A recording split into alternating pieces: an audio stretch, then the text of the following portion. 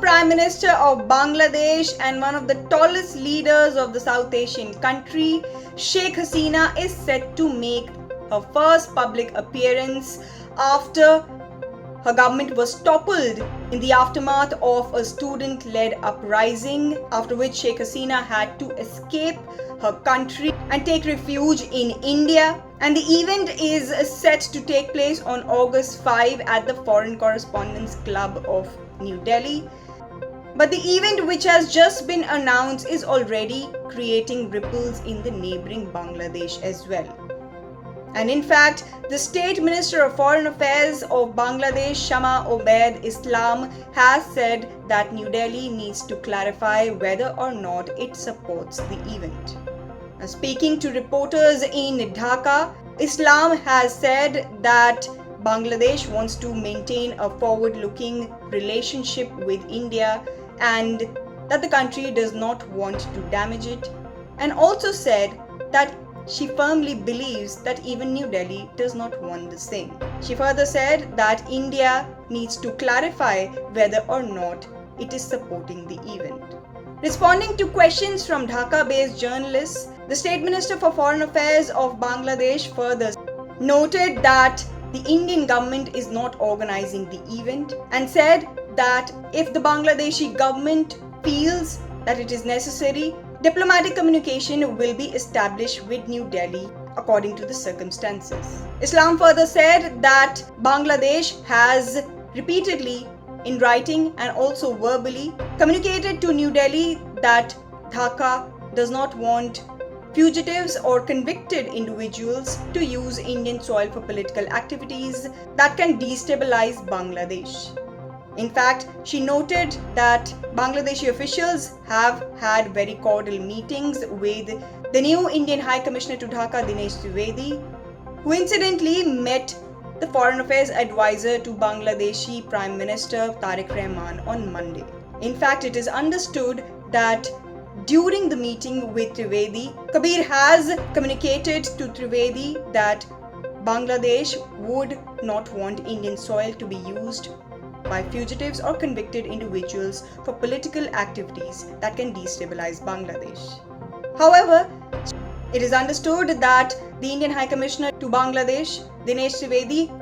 has given assurances to the Bangladeshi side to look into the issue and conduct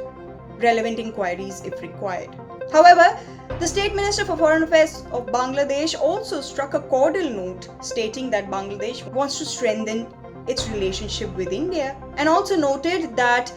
statements made by the Indian government recently suggest that India has indicated that it would not want Indian soil to be used for making political statements by fugitives. However, while the Bangladeshi side portrays Sheikh Hasina as a fugitive and as a convicted criminal, Sheikh Hasina's Awami League, that still claims the support of almost 1/3 of the public of Bangladesh, states that it has in fact been wrongly banned under the current regime, and that while the Awami League during its rule had never banned a political party, one of the strongest political competitors in the South Asian country had been banned from contesting the February 2026 elections that paved way for the emergence of the Bangladesh Nationalist Party,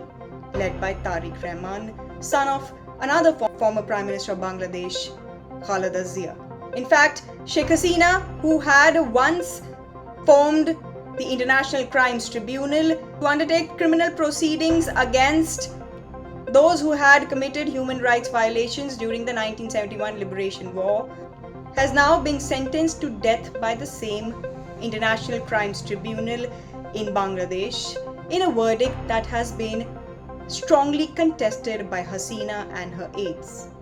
And not only Hasina, several of her aides and supporters are facing death sentences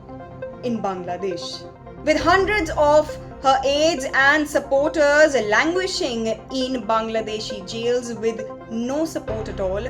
Sheikh Hasina had recently declared that she will make a comeback to her country and was expecting to return to Bangladesh in December this year. Now, that statement had led to a massive political upheaval in Bangladesh, and insiders say that the Tariq Rahman led government is attempting to formulate a strategy on how to deal with the return of Sheikh Hasina if and whenever that happens. In fact, Hasina's aides feel that she still enjoys huge support in her country and that hundreds of thousands of people would welcome her if she decides to return to Bangladesh. It is on the back of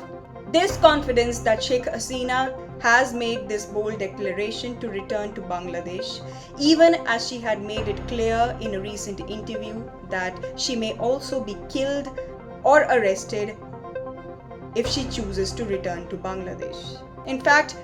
some of the ministers of the ruling BNP have already declared that Sheikh Hasina will immediately be arrested and would face the law if and when she returns to Bangladesh. Now, in the backdrop of this, it continues to be